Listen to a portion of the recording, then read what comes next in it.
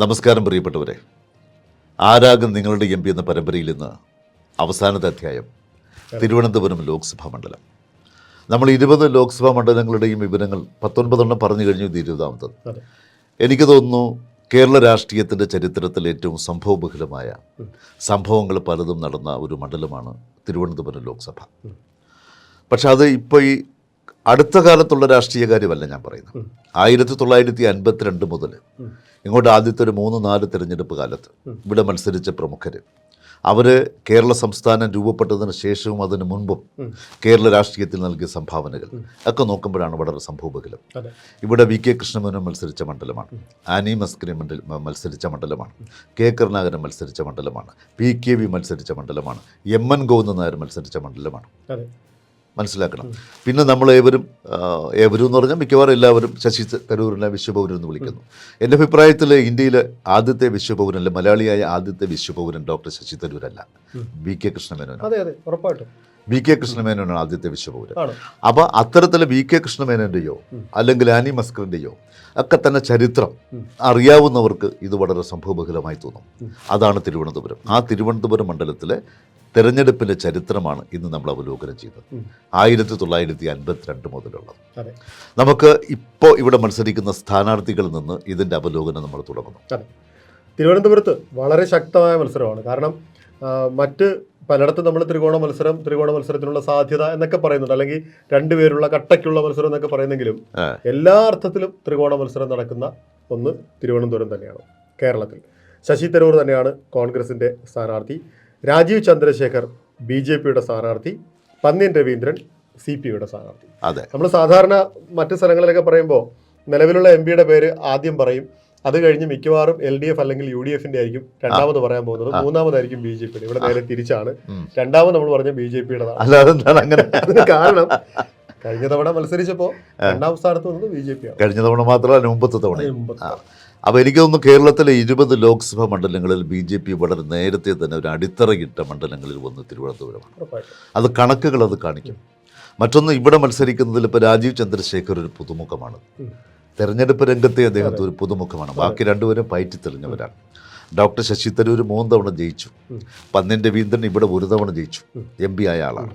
അല്ലെങ്കിലും രാഷ്ട്രീയത്തിൽ അദ്ദേഹം ഒരുപാട് നിറഞ്ഞു നിൽക്കുന്നത്. അപ്പോൾ ഇതൊരു പുതുമുഖം, മത്സര രംഗത്ത് പുതുമുഖം എന്ന് പറയുന്നത് രാജീവ് ചന്ദ്രശേഖറാണ്. ഇനി നമുക്ക് പറയാനുള്ളത് ഈ തിരുവനന്തപുരം ലോക്സഭാ മണ്ഡലത്തിനുള്ളിൽ വരുന്ന 7 നിയമസഭാ മണ്ഡലങ്ങൾ ഏതൊക്കെ, അതിൽ ഇപ്പോഴത്തെ MLA-മാർ LDF ആണോ UDF ആണോ, അതാണ് നമ്മൾ അടുത്ത് നോക്കുന്നത്. തിരുവനന്തപുരം ലോക്സഭാ മണ്ഡലത്തിൽ കഴക്കൂട്ടം, വട്ടിയൂർക്കാവ്, തിരുവനന്തപുരം, നേമം, പാറശാല, കോവളം, നെയ്യാറ്റിൻകര ഇത്രയുമാണ് നിയമസഭാ മണ്ഡലങ്ങൾ. അതിൽ കോവളം മാത്രമാണ് 2021 നിയമസഭാ തെരഞ്ഞെടുപ്പിൽ UDFനൊപ്പം നിന്നത്. ബാക്കിയെല്ലാം LDF. വിൻസെന്റ് ഇന്ത്യൻ കോൺഗ്രസ്, ബാക്കിയെല്ലാം LDFനാണ്. കഴക്കൂട്ടത്ത് കടകംപള്ളി സുരേന്ദ്രൻ, വട്ടിയൂർക്കാവിൽ VK പ്രശാന്ത്, തിരുവനന്തപുരത്ത് ആന്റണി രാജു LDF ആണ്, നേമത്ത് B ശിവൻകുട്ടി, പാറശാല CK ഹരീന്ദ്രൻ, കോവളത്ത് M Vincent, Neyyattinkara K Ansalan. ഇതിൽ ഒരാളൊഴികെ, കോവളത്തുള്ള MLA ഒഴികെ ബാക്കി 6 പേരും LDF MLA-മാരാണ്. അത് അവർക്കുള്ള ഒരു വലിയ ബലത്തെയും അവർക്കുള്ള ഒരു സ്വാധീനത്തെയും എന്തായാലും സൂചിപ്പിക്കുന്നു. പക്ഷേ ഒരു കാര്യം നമുക്ക് എല്ലാവർക്കും അറിയാം, ലോക്സഭാ തെരഞ്ഞെടുപ്പിൻ്റെ ഒരു പാറ്റേൺ അല്ല നിയമസഭാ തെരഞ്ഞെടുപ്പിൽ വരുന്നത്. അതിൻ്റെ ഒരു രീതിയല്ല നമുക്ക് തദ്ദേശ ഭരണ തെരഞ്ഞെടുപ്പിൽ വരുന്നത്. ലോക്സഭാ തെരഞ്ഞെടുപ്പിൽ കുറച്ചുകൂടി ഒരു മാറ്റം സംഭവിച്ചിട്ടുണ്ട്. പലപ്പോഴും, എല്ലായ്പ്പോഴും സംഭവിക്കും. ഇപ്രാവശ്യം അത് സംഭവിക്കാനാണ് സാധ്യത. നമുക്ക് തിരുവനന്തപുരം ലോക്സഭാ മണ്ഡലത്തെക്കുറിച്ച് പറയുമ്പോൾ പ്രമുഖരുടെ പേരുകൾ ഞാനിവിടെ പറഞ്ഞു കഴിഞ്ഞു. ഇപ്പോൾ K കരുണാകരൻ ഇവിടെ ജയിച്ചു, MN ഗോവിന്ദൻ നായർ ഇവിടെ ജയിച്ചു, PK വാസുദേവൻ നായർ ഇവിടെ ജയിച്ചു, പന്ന്യൻ രവീന്ദ്രൻ ജയിച്ചു. പന്ന്യൻ രവീന്ദ്രൻ ഇവിടെ ജയിക്കുന്നത് വാസ്തവത്തിൽ ഒരു ഇടക്കാല തെരഞ്ഞെടുപ്പിലാണ്. 2005 PKVയുടെ മരണത്തെ തുടർന്ന് നടന്ന ഇടക്കാല തെരഞ്ഞെടുപ്പിലാണ് പന്ന്യൻ രവീന്ദ്രൻ ജയിക്കുന്നത്. അപ്പോൾ നമുക്ക് 1952 മുതൽ ഉള്ള ചരിത്രം നമുക്ക് നോക്കാം. 1952 ഇവിടുന്ന് തിരഞ്ഞെടുക്കപ്പെടുന്നത് സ്വതന്ത്ര സ്ഥാനാർത്ഥി ആനി മസ്കറിനാണ്. തിരുവനന്തപുരത്തുള്ളവർക്ക്, വഴുതക്കാടുള്ളവർക്ക് അറിയാം, അവിടെ ഒരു ആനി മസ്കറിൻ റൗണ്ട് സ്ക്വയർ എന്ന് തന്നെ പറഞ്ഞു. റൗണ്ടാണ്, അതെ, ആനി മസ്കറിൻ സ്ക്വയർ എന്നാണ് പറഞ്ഞത്. തിരുവനന്തപുരം വിമൻസ് കോളേജിൻ്റെ അപ്പുറത്തെ ഗേറ്റിൻ്റെ അത് ആനി മസ്കറിനൊക്കെ വാസ്തവത്തിൽ ഇന്ത്യൻ രാഷ്ട്രീയത്തിൽ നടത്തിയ സംഭാവനകൾ, അവരുടെയൊക്കെ ഒരു ആർജവം നമുക്ക് പുതിയൊരു തലമുറ മനസ്സിലാക്കിയിട്ടില്ല എന്നാണ് എനിക്ക് തോന്നുന്നത്. വളരെ ഡൈനാമിക് ആയ പേഴ്സണാലിറ്റി ആയിരുന്നു. വളരെ ഡൈനാമിക് ആയ ഒരു പേഴ്സണാലിറ്റി ആയതുകൊണ്ട് തന്നെ അവരുടെ പ്രസംഗങ്ങൾ വളരെ ചടുലവും വളരെ ഡൈനാമിക് ആയതുകൊണ്ട് ഒരുപാട് പ്രശ്നങ്ങളും ഉണ്ടായിട്ടുണ്ട്. തീപ്പൊരിയായിരുന്നു. അവർ പഴയകാല നമ്മുടെ തിരുവിതാംകൂർ സ്റ്റേറ്റ് കോൺഗ്രസിൻ്റെയും സ്റ്റേറ്റ് കോൺഗ്രസിൻ്റെ പ്രവർത്തകരായ പട്ടത്തിനോടൊപ്പം അതോടൊപ്പം T K Narayanapillai, Paravur T K Narayanapillai, Natarajapillai തുടങ്ങിയവരോടൊപ്പം തന്നെ പ്രവർത്തിച്ച ഒരു വ്യക്തിയാണ്. പക്ഷെ അവർ 1952 തിരുവനന്തപുരത്ത് നിന്ന് മത്സരിക്കുന്നത് സ്വതന്ത്ര സ്ഥാനാർത്ഥിയായിട്ടാണ്. അന്ന് ഇന്ത്യൻ നാഷണൽ കോൺഗ്രസിന് വേറെ സ്ഥാനാർത്ഥി ഉണ്ടെന്ന് മനസ്സിലാക്കണം. അപ്പോൾ അവർ സ്വതന്ത്ര സ്ഥാനാർത്ഥിയായിട്ട് മത്സരിക്കുന്നു. അവർ അന്ന് മത്സരിക്കുമ്പോൾ എതിർക്കുന്ന മറ്റൊരു സോഷ്യലിസ്റ്റ് നേതാവെന്ന് പറയുന്നത് പറവൂർ ടി കെ നാരായണപിള്ള. ഈ പറവൂർ ടി കെ നാരായണപിള്ള എന്ന് പറയുന്ന വ്യക്തി തിരുവിതാംകൂറിൻ്റെ അവസാനത്തെ പ്രധാനമന്ത്രിയും തിരുകൊച്ചിയുടെ ആദ്യത്തെ മുഖ്യമന്ത്രിയുമായിരുന്നു. ആ മന്ത്രിസഭയിൽ അംഗമായിരുന്നു യാനി മസ്കറിൻ. എന്നിട്ടാണ് അവർക്കൊപ്പം മത്സരിക്കുന്നത്. അതാണ് ഒരു സംഭവം. മനസ്സിലായോ? അവിടെ നമുക്ക് ഈ പറഞ്ഞ പറവൂർ ടി കെ നാരായണപിള്ള അത് സോഷ്യലിസ്റ്റാണ്. അദ്ദേഹം അന്ന് സോഷ്യലിസ്റ്റായി മാറി. ആദ്യകാല കോൺഗ്രസ്സുകാർ ചിലർ സോഷ്യലിസ്റ്റായി, കുറച്ചൊരു PSP അങ്ങനെ തിരിച്ചു വന്നു. അന്ന് ഇവർ ജയിക്കുന്നു. ഈ പറവൂർ ടി കെ നാരായണപിള്ളയെ സോഷ്യലിസ്റ്റ് പാർട്ടിക്ക് വേണ്ടി മത്സരിച്ച് അദ്ദേഹത്തെ തോൽപ്പിച്ചുകൊണ്ട് 68,117 വോട്ടിന് തോൽപ്പിച്ചുകൊണ്ടാണ് ആനി മസ്കറിൻ ലോക്സഭയിലെത്തുന്നത്. കേരള സംസ്ഥാനത്ത് നിന്ന് 1952 സംസ്ഥാനം രൂപപ്പെട്ടിട്ടില്ല. എന്നാലും കേരളം എന്ന് പറഞ്ഞ പ്രദേശത്ത് നിന്ന് ലോക്സഭയിലെത്തുന്ന ആദ്യത്തെ വനിതയാണ് ആനി മസ്കറിൻ. ചരിത്രം മാത്രമല്ല, ലോക്സഭയിൽ 1952 പൊതു തെരഞ്ഞെടുപ്പിൽ ഇന്ത്യൻ ലോക്സഭയിലെത്തുന്ന 10 വനിതകൾ. ആ 10 വനിതകളിൽ ഒന്ന് ആനി മസ്കറിൻ. അതാണ് ആനി മസ്കറിൻ. പക്ഷേ ആ ആനി മസ്കറിൻ അവിടെ നിന്ന് 68,117 വോട്ടുകൾക്ക് പറവൂർ ടി കെ നാരായണപിള്ളയേക്കാൾ ജയിക്കുമ്പോൾ അവിടെ ബാലകൃഷ്ണൻ തമ്പി എന്ന ഇന്ത്യൻ നാഷണൽ കോൺഗ്രസിൻ്റെ സ്ഥാനാർത്ഥിക്ക് ലഭിക്കുന്നത് വെറും 42,995, വെറും മൂന്നാം സ്ഥാനം. 16.9% ആനി മസ്കറിൻ ലഭിക്കുന്ന 1,16,617 സ്വതന്ത്ര സ്ഥാനാർത്ഥി. പക്ഷേ മറ്റുള്ളവരുടെ പിന്തുണയോടെയാണ് മത്സരിക്കുന്നത്. അങ്ങനെ ജയിച്ച് അവരെത്തുന്നു, ആദ്യത്തെ വനിതയെ എത്തുന്നു. തൊട്ടടുത്ത തെരഞ്ഞെടുപ്പിലും അവർ മത്സരിക്കുന്നുണ്ട്. അവിടെയാണ് കൗതുകം, അവിടെയാണ് ഞാൻ സംഭവബഹുലം എന്ന് പറഞ്ഞു. തൊട്ടടുത്ത തെരഞ്ഞെടുപ്പ് 52 കഴിഞ്ഞ അടുത്ത തെരഞ്ഞെടുപ്പ് 57 കേരളം രൂപീകരിക്കപ്പെട്ടു. 57 തെരഞ്ഞെടുപ്പിലും ആനി മസ്കറിൻ സ്വതന്ത്ര സ്ഥാനാർത്ഥിയെ മത്സരിക്കുന്നു. ഏറ്റവും കുറച്ച് വോട്ട് പിടിക്കുന്ന വ്യക്തിയായി മാറുന്നു, 4ാം സ്ഥാനത്തേക്ക്. അന്ന് അവിടെ ജയിക്കുന്നത് ഈശ്വരയ്യരാണ്. അവിടെ സ്വതന്ത്ര സ്ഥാനാർത്ഥി ജയിക്കുന്നു. ഇന്ത്യൻ നാഷണൽ കോൺഗ്രസിന് വേണ്ടി മത്സരിച്ചത് CR ദാസ്, അദ്ദേഹം 3ാം സ്ഥാനത്ത്. പട്ടം താണുപിള്ള, PSPയിലെ പട്ടം താണുപിള്ള അവിടെ 2ാമത് വരും. അപ്പോൾ 1957 സ്വതന്ത്ര സ്ഥാനാർത്ഥി ഈശ്വരയ്യർ ജയിക്കുന്നു. 2ാം സ്ഥാനത്ത് പട്ടം താണുപിള്ള വരുന്നു. 3ാം സ്ഥാനത്ത് ഇന്ത്യൻ നാഷണൽ കോൺഗ്രസിൻ്റെ CR ദാസ് വരുന്നു. 4ാം സ്ഥാനത്തെ ആര് വരുന്നുള്ളൂ? ആനി മസ്കറിൻ വരുന്നുള്ളൂ. അതാണ് അവർ സിറ്റിംഗ് MP ആയിരുന്നവർ. അതാണ് 52ലെയും 57ലെയും പിന്നെ കഥയെന്ന് പറഞ്ഞു. ആനി മസ്കറിൻ അവരുടെ ജീവചരിത്രം നമ്മൾ പഠിക്കേണ്ടതാണ്. വാസ്തവത്തിൽ അവരുടെ പ്രസംഗങ്ങൾ, അവർ നടത്തിയ പ്രസംഗങ്ങൾ വിവാദമായത്, അത് പിന്നെ അന്ന് ഇവിടുത്തെ ദിവാൻ അതിനെതിരെ കേസ് കൊടുത്തത്, അവരെ ശാസിച്ചത്, ഒത്തിരി വളരെ രസകരമായ സംഭവം. മാത്രമല്ല, ഈ മറ്റ് സ്ഥലങ്ങളിൽ നിന്ന് വ്യത്യസ്തമായി തിരുവനന്തപുരം ലോക്സഭാ മണ്ഡലത്തിലുള്ളൊരു കാര്യം, ഈ രാജഭരണവും അത് കഴിഞ്ഞിട്ട് കേരള സംസ്ഥാനം രൂപീകരിക്കുന്നതും തമ്മിലുള്ള ഒരു ട്രാൻസിഷൻ ഉണ്ടല്ലോ, അതിന് സാക്ഷിയാണല്ലോ ഈ നഗരം എന്ന് പറയുന്നത്. തീർച്ചയായിട്ടും അതിന്റെ സംഭവങ്ങൾ ഒരുപാടുണ്ട്. അത് മിക്കവാറും മണ്ഡലങ്ങളെല്ലാം 52 മുതലുണ്ട്. പക്ഷേ ഇതിവിടെ തലസ്ഥാനമാണല്ലോ. തലസ്ഥാനമാണ്, ഇതിവിടെ തലസ്ഥാനം. മറ്റൊന്ന് തിരുവനന്തപുരത്തെ കുറിച്ച് പറയാനുള്ളത്, തിരുവനന്തപുരത്തെ MP-മാരുടെ എണ്ണം നമ്മൾ എടുത്താൽ ഒരു തവണയിൽ കൂടുതൽ MP-മാരായിട്ടുള്ളത് 2 പേരേ ഉള്ളൂ. മൊത്തം ഇവിടെ എത്ര തെരഞ്ഞെടുപ്പ് നടന്നു എന്നുള്ളതുകൂടി പറയണം. ഇപ്പം നടക്കാൻ പോകുന്നത് 18ാം ലോക്സഭ. പക്ഷേ തിരുവനന്തപുരത്ത് 18 മത്സരം കഴിഞ്ഞു. കാരണം ഒരു ഇടക്കാല തെരഞ്ഞെടുപ്പ് പോകുന്നു, അവിടെയാണ് പന്ന്യൻ രവീന്ദ്രൻ ജയിക്കുന്നത്. അപ്പോൾ ബാക്കി എല്ലാ സ്ഥലങ്ങളിലും 17 മത്സരങ്ങളെ വന്നു, ഇടക്കാല തെരഞ്ഞെടുപ്പ് ഇല്ലാത്ത സ്ഥലത്ത്. നമ്മളിപ്പോൾ 2024 18ാം ലോക്സഭയിലേക്കാണ് മത്സരിക്കുന്നത്. അപ്പോൾ 17 ലോക്സഭാ മത്സരങ്ങളായിരിക്കുമല്ലോ ഉണ്ടായിരുന്നത് തെരഞ്ഞെടുപ്പ്. പക്ഷേ തിരുവനന്തപുരത്ത് 18 ഉണ്ടായിരുന്നു, കാരണം PKV മരിച്ചപ്പോൾ സംഭവിച്ചത്. ഞാൻ പറഞ്ഞു വന്നത്, ഈ തിരുവനന്തപുരം ലോക്സഭാ മണ്ഡലത്തിൽ ഒരു തവണയിൽ കൂടുതൽ MP-മാരായിട്ടുള്ളത് 2 പേരാണ്. ഒന്ന് ശശി തരൂർ 3 പ്രാവശ്യം, മറ്റൊന്ന് A ചാൾസ് 3 പ്രാവശ്യം. ബാക്കി ആരും തന്നെ ഒരു തവണയിൽ കൂടുതൽ തിരുവനന്തപുരത്തെ പ്രതിനിധീകരിച്ചിട്ടില്ല. മറ്റു മണ്ഡലങ്ങളിൽ അങ്ങനെയല്ല, 2, 3, 4 പ്രാവശ്യം പ്രതിനിധീകരിച്ചവരാണ് മത്സരിച്ചിട്ടുള്ളത്. 5ാമത് തവണ മത്സരിക്കുന്നവരുണ്ട്, 5ാമത് തവണ മത്സരിക്കുന്നവരുണ്ട്, 7ാമത്തെ തവണ മത്സരിക്കുന്നവരുണ്ട്, 10ാമത്തെ മത്സരമുണ്ട്. അതൊക്കെ നമ്മൾ പറഞ്ഞതാണ്. ഇവിടെ A ചാൾസും ഡോക്ടർ ശശി തരൂരും മാത്രമാണ് ഒരു തവണ കൂടുതൽ ഇവിടെ ജയിച്ചിട്ടുള്ളത്. അത് 3 തവണ വീതം ആവേശിച്ചത്. അപ്പോൾ നമ്മൾ 57 വരെ പറഞ്ഞു. 62 62-ലും തിരുവനന്തപുരം ലോക്സഭാ മണ്ഡലത്തിൽ തിരഞ്ഞെടുക്കപ്പെടുന്ന സ്വതന്ത്ര സ്ഥാനാർത്ഥി PS നടരാജപിള്ള. അദ്ദേഹം തിരുകൊച്ചി ധനമന്ത്രിയായിരുന്നു, തിരുകൊച്ചി മന്ത്രിസഭയിൽ ധനമന്ത്രിയായിരുന്നു. അദ്ദേഹത്തിൻ്റെ ഒരു ജീവചരിത്രത്തിൽ പറയുന്നത് PS നടരാജപിള്ള തിരുകൊച്ചിയിൽ ധനമന്ത്രിയായിരുന്നെങ്കിലും ഏറ്റവും ദരിദ്രനായ ഒരു മന്ത്രി, ഒരു വ്യക്തിയായിരുന്നാണ്. വളരെ വളരെ ചെറിയൊരു ജീവിതം നയിക്കുകയും വളരെ ദാരിദ്ര്യത്തിൽ കഴിയുകയും ചെയ്തൊരു വ്യക്തിയാണെന്നാണ് അദ്ദേഹത്തിൻ്റെ ചരിത്രം പറയുന്നത്. അന്ന് അവിടെ PSP കാൻഡിഡേറ്റ് ഉണ്ട് കൃഷ്ണപിള്ള. അദ്ദേഹത്തെക്കാൾ 10,458 വോട്ടിനാണ് ഈ PS നടരാജപിള്ള 1962 ജയിച്ച് ലോക്സഭയിലെത്തുന്നത്. അപ്പം 3 തെരഞ്ഞെടുപ്പ് നമ്മൾ പറഞ്ഞു. ഈ 3 തെരഞ്ഞെടുപ്പിലും വിജയിച്ചത് സ്വതന്ത്രരാണ്. നമ്മൾ 67 വരും. 67 വരുമ്പോൾ കമ്മ്യൂണിസ്റ്റ് പാർട്ടി രണ്ടായി കഴിഞ്ഞു. അപ്പോൾ പിന്നെ SSP വളരെ ശക്തമായി. SSP എനിക്കൊന്ന് ഓർമ്മയുണ്ട്, ആലാണ് അതിൻ്റെ അടയാളം എന്നാണ് എൻ്റെ ഒരു ഓർമ്മ. ആൽമരം എന്നാണ് എൻ്റെ ഓർമ്മ. SSPയുടെ കാൻഡിഡേറ്റായി P. വിശ്വംഭരനാണ് ജയിക്കുന്നത്. അദ്ദേഹം 1,53,040 വോട്ട് പിടിച്ചു. ഇന്ത്യൻ നാഷണൽ കോൺഗ്രസിൻ്റെ GC പിള്ള 1,48,000. അങ്ങനെ കഷ്ടിച്ച് 4,478 വോട്ടിന് 1967 P. വിശ്വംഭരൻ സോഷ്യലിസ്റ്റ് അല്ല SSP സംയുക്ത സോഷ്യലിസ്റ്റ് പാർട്ടി അദ്ദേഹം ലോക്സഭയിലെത്തുന്നു 67. അപ്പോൾ അത് കോൺഗ്രസ് അനുകൂലമായില്ല. ഇവിടെ ഒന്നും കോൺഗ്രസ് അനുകൂലമായിട്ട് വന്നതേയില്ല. സ്വതന്ത്രന്മാരും മറ്റവരുടെ പിന്നെ കമ്മ്യൂണിസ്റ്റുകാരുടെ പിന്തുണയോടെ മത്സരിച്ചവരാണ് 1971 VK കൃഷ്ണമേനോടും ജയിക്കുന്നത്. VK കൃഷ്ണമേനോനെ കുറിച്ച് പറയാൻ നമുക്ക് പോകാൻ പറ്റില്ല. നമ്മൾ നേരത്തെ പറഞ്ഞതുപോലെ ഇന്ത്യയിലെ അല്ലെങ്കിൽ മലയാളിയായ ആദ്യത്തെ വിശ്വപൗരനാണ് VK കൃഷ്ണമേനോൻ. ഏറ്റവും വലിയ അഭിമാനം. അതെ. അദ്ദേഹം നെഹ്റു മന്ത്രിസഭയിൽ അംഗമായിരുന്നു. അവിടെ നിന്ന് രാജിവെച്ചു.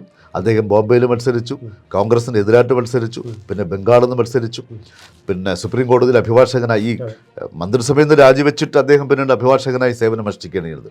ഡൈനാമിക് എന്ന് പറഞ്ഞാൽ വായിക്കണം, നമുക്ക് കോരിത്തരിച്ചു. അദ്ദേഹത്തിൻ്റെ ജീവിതം സംഭവബഹുലമായൊരു ഒരു ജീവിതമാണ് VK കൃഷ്ണമേനോൻ കോൺഗ്രസ് നിന്നെല്ലാം പിന്നെ നെഹ്റു മന്ത്രിസഭയിൽ നിന്നൊക്കെ രാജിവെച്ചതിന് ശേഷം പിന്നീട് ഇവിടെ കേരളത്തിൽ വന്ന് 1971 തിരുവനന്തപുരം ലോക്സഭാ മണ്ഡലത്തിൽ സ്വതന്ത്ര സ്ഥാനാർത്ഥിയെ മത്സരിക്കുന്നു. എതിരെ മത്സരിക്കുന്നത് D. ദാമോദരൻ പോറ്റി PSPയിലെ D. ദാമോദരൻ പോറ്റിയോട് മത്സരിച്ച് VK കൃഷ്ണമേനോൻ ജയിക്കുന്നു. 24,127 വോട്ടിൻ്റെ ഭൂരിപക്ഷത്തിലാണ് VK കൃഷ്ണമേനോൻ ഇവിടെ ജയിക്കുന്നത് 1971.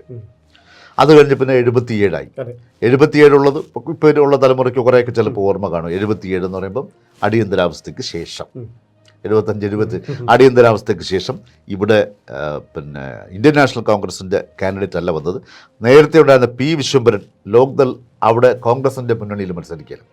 അന്ന് അവിടെ MN ഗോവിന്ദൻ നായർ CPI എമ്മിനാണ് മത്സരിക്കുക. എമ്മിനെതിരെ മത്സരിക്കുന്ന P. വിശ്വംഭരൻ. MN ജയിച്ചു, P. വിശ്വംഭരൻ തോറ്റു. അന്ന് 69,822 വോട്ടിനാണ് MN ജയിക്കുന്നത്. അപ്പോൾ ഇവെല്ലാം ഓരോ പ്രാവശ്യമേ ആയിട്ടുള്ളൂ. P. വിശ്വംഭരൻ ഒരു പ്രാവശ്യമായി, VK കൃഷ്ണമേനോൻ ഒരു പ്രാവശ്യമായി, MN ഗോവിന്ദൻ നായർ ഒരു പ്രാവശ്യമായി, PS നടരാജപിള്ള ഒരു പ്രാവശ്യമായി. ഇനിയിപ്പോൾ അടുത്ത 1900 MN ജയിക്കുന്നതോടുകൂടി ആദ്യമായിട്ടൊരു CPI സ്ഥാനാർത്ഥി CPI സ്ഥാനാർത്ഥിയോട് ജയിക്കുന്നു. CPI സ്ഥാനം ജയിക്കുന്നു. CPI സ്ഥാനാർത്ഥികൾ ഇവിടെ KV സുരേന്ദ്രനാഥ് ജയിച്ചിട്ടുണ്ട്, പന്നിൻ രവീന്ദ്രൻ ജയിച്ചിട്ടുണ്ട്, PKV ജയിച്ചിട്ടുണ്ട്. അങ്ങനെ ഒരുപാട് പേര് CPIക്കുള്ളൊരു സീറ്റാണ് ഇവിടെ. 1980 ആകുമ്പോൾ നമ്മൾ കഴിഞ്ഞ അധ്യായത്തിൽ പറഞ്ഞതുപോലെ തന്നെ രാഷ്ട്രീയമായി ഒരുപാട് മാറ്റങ്ങൾ വന്നതാണ്. അന്നാണ് ഈ LDF UDF ഒക്കെ രൂപം കൊള്ളുന്നത്. അന്ന് LDFിൻ്റെ കാൻഡിഡേറ്റായിട്ട് MN ഗോവിന്ദൻ നായർ വീണ്ടും മത്സരിക്കുന്നു. സിറ്റിംഗ് MP ആണ് അപ്പോൾ അദ്ദേഹം MN ഗോവിന്ദൻ നായർ രണ്ടാമത് 1980 മത്സരിക്കുമ്പോൾ കേരളത്തിലെ വളരെ പ്രമുഖമായ ഒരു ദിനപത്രം എഴുതിയ തലക്കെട്ട് എനിക്കിന്ന് ഓർമ്മയുണ്ട്. 1980-ലാണ്. അതായത് MNൻ്റെ ഭൂരിപക്ഷം ലക്ഷമാക്കാൻ ശ്രമം എന്നാണ് ഹെഡിങ്. MN ഇപ്പോൾ സിറ്റിംഗ് MP ആണല്ലോ. അപ്പോൾ അദ്ദേഹത്തിൻ്റെ ഭൂരിപക്ഷം 1 ലക്ഷമാക്കുക എന്നുള്ളതാണ് ലക്ഷ്യം. ആ ലക്ഷ്യത്തോടെയാണ് MN പ്രവർത്തിക്കുന്നത് എന്നാണ് നമ്മൾ കേട്ടത്. എതിർ സ്ഥാനാർത്ഥി അത്രയും മോശമായിരിക്കും എന്നാണ് അതിൽ ആ പത്രം പറഞ്ഞത്. അന്നവിടെ MN-എതിരെ മത്സരിക്കുന്നതാണ് നീല ലോഹിതദാസ് എന്നാണ്. എനിക്കൊന്നും ഓർമ്മയുണ്ട്. നീല കളറിലുള്ള പോസ്റ്ററിൽ ഈ നീല ലോഹിതദാസ് സാർ ഇങ്ങനെ നിൽക്കുന്ന ഒരു ചെരുപ്പക്കിഞ്ഞ് കാണിച്ചു നിൽക്കുന്ന ഒരു ഫോട്ടോ ഉണ്ട്. ഇന്ദിരാഗാന്ധിയുടെ പടവുണ്ട് അതിൻ്റെ ബാക്കിൽ.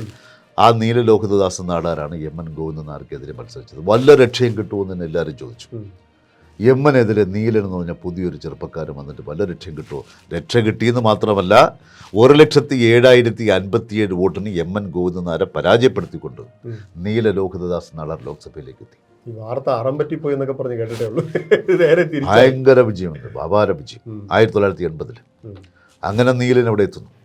ഈ നീലൻ തന്നെ അടുത്ത വർഷവും മത്സരിക്കുന്നു. പക്ഷേ മുന്നണി മാറി.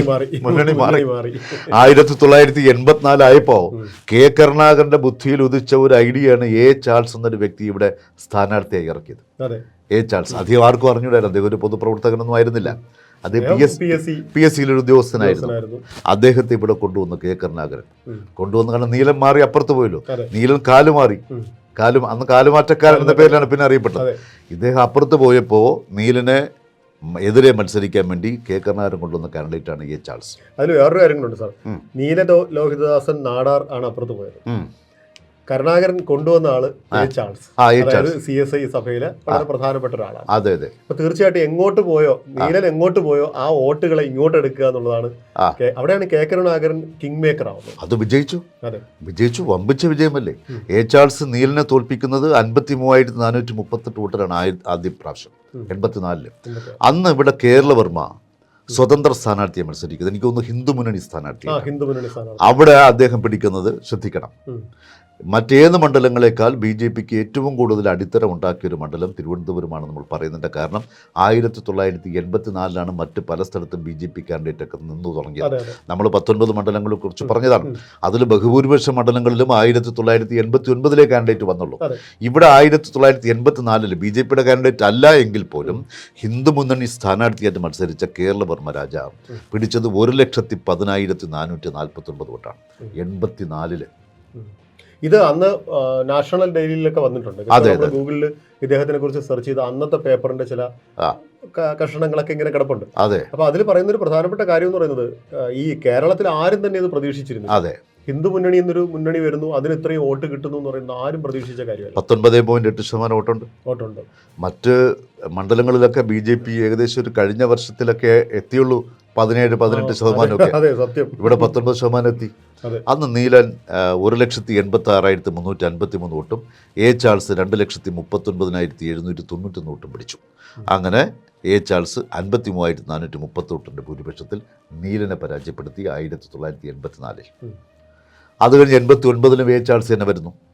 അന്ന് എ ചാൾസിന് ഏത് വിധേനയും തളയ്ക്കണമെന്ന ഉദ്ദേശത്തോടു കൂടി LDF ഉണ്ടല്ലോ, LDF പുതിയതായി ഒരു സ്ഥാനാർത്ഥി രംഗത്തിറക്കുന്നു. ആ സ്ഥാനാർത്ഥി മറ്റാരുമല്ല ONV കുറുപ്പ്. ONV കുറുപ്പും എ ചാൾസും തമ്മിലായിരുന്നു മത്സരം. ONV കുറുപ്പിന്റെ പ്രൊഫൈൽ എവിടെയാണ്, എ ചാൾസിന്റെ പ്രൊഫൈൽ എവിടെയാണ്. ഇത് രണ്ട് വ്യത്യസ്ത പ്രൊഫൈലും. രണ്ടും തിരുവനന്തപുരത്തുകാരാണ്. രണ്ടും തമ്മിൽ ഗംഭീരമായ മത്സരം. ONV തറപറ്റിച്ചില്ലേ. എ ചാൾസ് അവിടെ ജയിക്കുന്നത് വീണ്ടും 50,913 വോട്ടിനാണ്. എ ചാൾസിന്റെ ഭൂരിപക്ഷം എല്ലാവരും 50 അടുപ്പിച്ചുണ്ട്. 53, 50, പിന്നെ 43 അങ്ങനെയൊക്കെ വന്നു. അങ്ങനെ 1989 ONV കുറുപ്പിനെ ഈ 50,913 വോട്ടിന് എ ചാൾസ് വീണ്ടും തോൽപ്പിക്കുന്നു. അവിടെ BJPക്ക് കാൻഡിഡേറ്റ് ഉണ്ട്. അവിടെ BJPയുടെ കാൻഡിഡേറ്റ് ഉണ്ട്, P. അശോക് കുമാർ. അദ്ദേഹം മത്സരിക്കുന്നത്. അദ്ദേഹം 56,046 വോട്ടേ പിടിച്ചുള്ളൂ. ഹിന്ദു മുന്നണി പിടിച്ചതിൻ്റെ പകുതി വോട്ടേ പിടിച്ചുള്ളൂ. കേരളവർമ്മ രാജ 84 പിടിച്ചതിൻ്റെ പകുതി വോട്ടേ അശോക് കുമാർ പിടിച്ചുള്ളൂ. അദ്ദേഹം 56,000. 50,913 വോട്ടിന് എ ചാൾസ് രണ്ടാമത് ജയിക്കുന്നു, ONV പരാജയപ്പെടുത്തിക്കൊണ്ട്. 89 കഴിഞ്ഞാൽ 91 എ ചാൾസ് തന്നെ വീണ്ടും കോൺഗ്രസിൻ്റെ കാൻഡിഡേറ്റ്. അന്ന് CPI നിർത്തിയ കാൻഡിഡേറ്റാണ് EJ വിജയമ്മ. അത്ര പോപ്പുലർ ഒന്നും ആയിരുന്നില്ല. അവർ 2,90,602 വോട്ട് പിടിച്ചപ്പോൾ എ ചാൾസ് 3,34,272 വോട്ട് പിടിച്ചു. അന്ന് BJP കാൻഡിഡേറ്റായിട്ട് ഇവിടെ വരുന്നത് O. രാജഗോപാൽ. O. രാജഗോപാൽ അന്ന് 80,566 vote. A Charles EJ വിജയമ്മയെക്കാളും CPIയിലെ EJ വിജയമ്മയെക്കാളും 43,670 വോട്ടുകൾക്ക് വിജയിക്കുന്നു. അങ്ങനെ ചാൾസിൻ്റെ 3 ടേമായി. 4ാമത്തെ ടേമിലും ചാൾസ് തന്നെ മത്സരിച്ചു ഇന്ത്യൻ നാഷണൽ കോൺഗ്രസിന് വേണ്ടി 96-ൽ, പക്ഷേ പരാജയപ്പെട്ടു. അവിടെ വിജയിക്കുന്നത് KB സുരേന്ദ്രനാഥ്.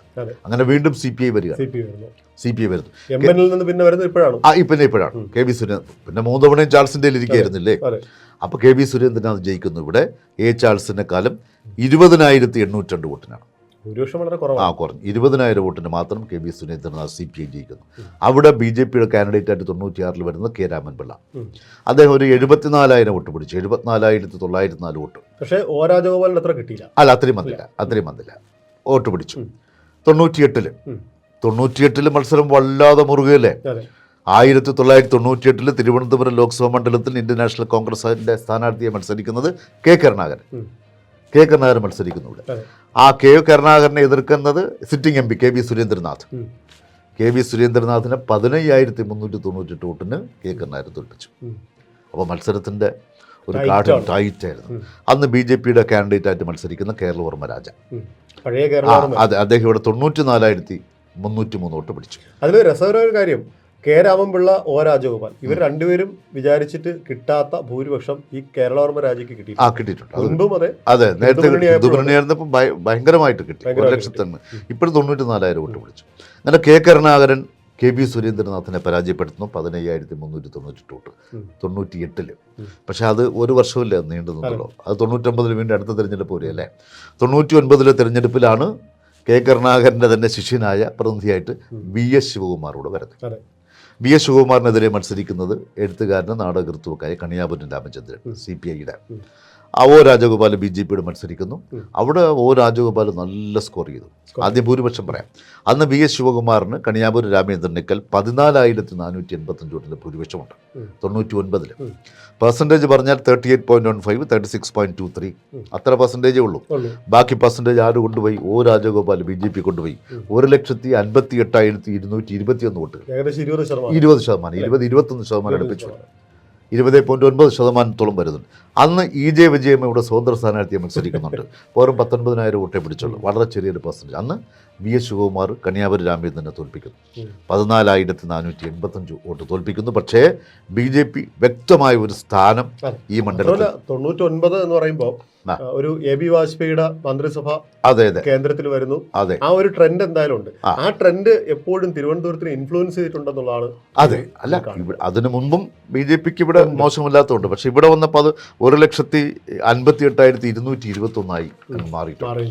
അപ്പോൾ VS ശിവകുമാർ അങ്ങനെ മത്സരിച്ചു, ജയിച്ചു. കണിയാപുരം രാമചന്ദ്രനെ പരാജയപ്പെട്ട് നിൽക്കുന്ന അവസരത്തിലാണ് അടുത്ത 2004-ലെ തെരഞ്ഞെടുപ്പ്. 2004-ലെ തെരഞ്ഞെടുപ്പിന് VS ശിവകുമാറിനെ എതിരിടാനായി ഇടതുപക്ഷ ജനാധിപത്യ മുന്നണി കൊണ്ടുവരുന്നത് കേരളത്തിൻ്റെ മുൻ മുഖ്യമന്ത്രി PK വാസുദേവൻ നായർ. ഗംഭീര മത്സരം. PKV ഇവിടെ മത്സരിക്കാൻ വരുന്നു. VS ശിവകുമാർ തോറ്റുപോകുന്നു. അന്ന് ഇവിടെ ഒ രാജഗോപാൽ 2,28,000 വോട്ട് പിടിക്കുന്നു. PK Vasudevan Nair 2,86,057 vote. VS Sivakumar 2,31,484 vote. O Rajagopal 2,22,052 vote. ഈ സമയമാകുമ്പോഴേക്കും ഒ രാജഗോപാലിന്റെ ഇമേജ് ഒരുപാട് മാറിയിട്ടുണ്ട്. കാരണം അദ്ദേഹം ആ സമയത്ത് രാജ്യസഭ MP ആയി, മധ്യപ്രദേശിൽ നിന്നുള്ള രാജ്യസഭ MP ആയി, റെയിൽവേ സഹമന്ത്രി.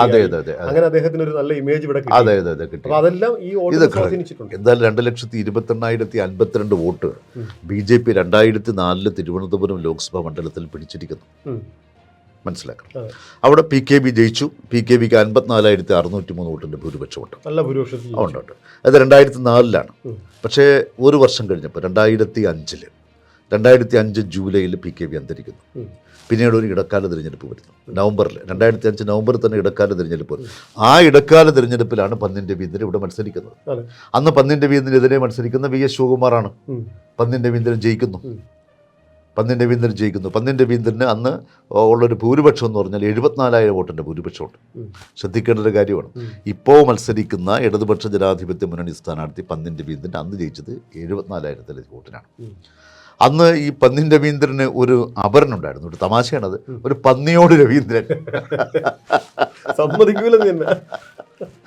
പന്നിൻ രവീന്ദ്രൻ അപരനുണ്ടായിരുന്നു. പന്നിയോട് രവീന്ദ്രൻ വലുതായിട്ടൊന്ന് ദേശീയയിൽ 1,365 വോട്ടേ ഉണ്ടായിരുന്നു.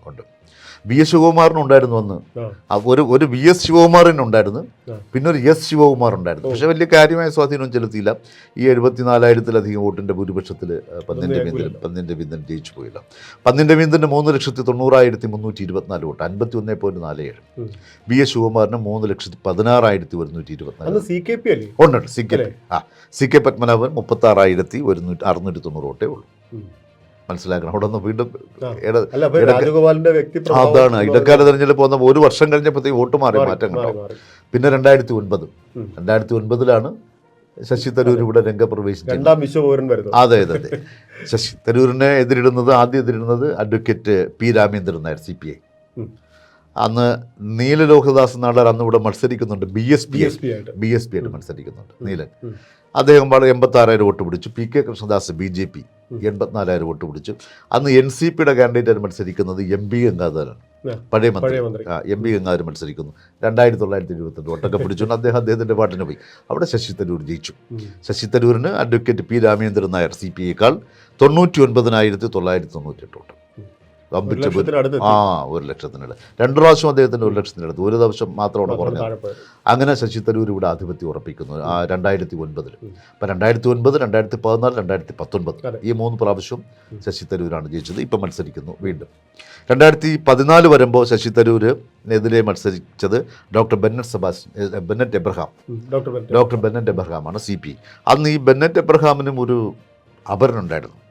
ഈ പേരൊക്കെ എങ്ങനെ സംഘടിപ്പിക്കുന്നത്? Bennett Babu Benjamin. നല്ല പിന്നെ 4200 വോട്ട് പിടിച്ചു. അപ്പം അന്ന് പക്ഷേ ശശി തരൂരിനേക്കാൾ തൊട്ടടുത്ത താഴെ വന്ന സ്ഥാനാർത്ഥി ഇടതുപക്ഷത്തിൻ്റെ അല്ല, ഒ രാജഗോപാൽ വീണ്ടും മത്സരിച്ചു. ഒ രാജഗോപാൽ BJP 2ാം സ്ഥാനം വന്നു.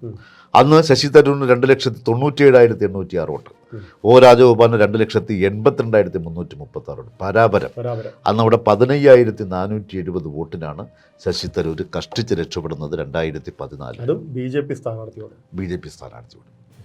ചുമ്മല്ല രാജീവ് ചന്ദ്രശേഖർ ഇവിടെ ശക്തമായ ഒരു പ്രതിരോധം ഉയർത്തുന്നതും വളരെ ശക്തമായ ഒരു ത്രികോണ മത്സരം നടക്കുന്ന കേരളത്തിലെ പ്രധാന മണ്ഡലം തിരുവനന്തപുരം തന്നെയാണ്. ഒരു സംശയവും ഉണ്ടാക്കാൻ. ഇതൊരു വാദത്തിന് വേണ്ടി പറയുന്നതല്ല, കാരണം ഇത് ഡേറ്റയാണ്. ഇത് നമ്മൾ നടന്ന സംഭവങ്ങൾ, അതുപോലെ നേടിയ വോട്ടുകൾ, പോൾ ചെയ്ത വോട്ടുകൾ, ഇതിനെല്ലാം വെച്ചിട്ടാണ് നമ്മളിത് പറയുന്നത്. അന്ന് വേറെ പിന്നെ SDPA ഒക്കെ ഉണ്ടായിരുന്നു കേട്ടോ. SDPA ഒരു കുന്നിൽ ഷാജഹാൻ 4,800 വോട്ട് പിടിച്ചു. AAP ആം ആദ്മി പാർട്ടിക്കൂടെ 14,000 വോട്ട് പിടിച്ചു. 2014 പലയിടത്തും മത്സരിച്ചു. ഇതെല്ലാം ഉണ്ടായിരുന്നിട്ടുമാണ് ഈ ഒ രാജഗോപാൽ 2,82,336 വോട്ട് പിടിച്ചത്. അപ്പോൾ ശശി തരൂർ 2,97,000, 15,470 വോട്ടിന്. ഒരു കാര്യം കൂടെ ഉണ്ട് സാർ, അത് കഴിയുമ്പോഴേക്കും നിയമസഭയിൽ ഒ രാജഗോപാൽ ഉണ്ട്, നേമത്ത് നിന്ന്. അതെ ഉണ്ട്. അങ്ങനെയുണ്ട്. അതെ. ഇനി കഴിഞ്ഞ ഏറ്റവും തൊട്ടുമുമ്പ് നടന്ന മത്സരം 2019 ശശി തരൂരും കുമ്മനം രാജശേഖരനുമായിട്ടായിരുന്നു മത്സരം. അവിടെയും ഇടതുപക്ഷ ജനാധിപത്യ മുന്നണി 3ാം സ്ഥാനത്താണ്. മനസ്സിലായി. അപ്പോൾ കഴിഞ്ഞ 2 തെരഞ്ഞെടുപ്പുകളിലും ഇടതുപക്ഷ ജനാധിപത്യ മുന്നണി സ്ഥാനാർത്ഥി 3ാം സ്ഥാനത്തും BJPയുമായി നേരിട്ടുള്ള മത്സരമാണ് കോൺഗ്രസ് നടത്തിയത്. 2019 ശശി തരൂരിന് 4,16,131 വോട്ടുണ്ട്.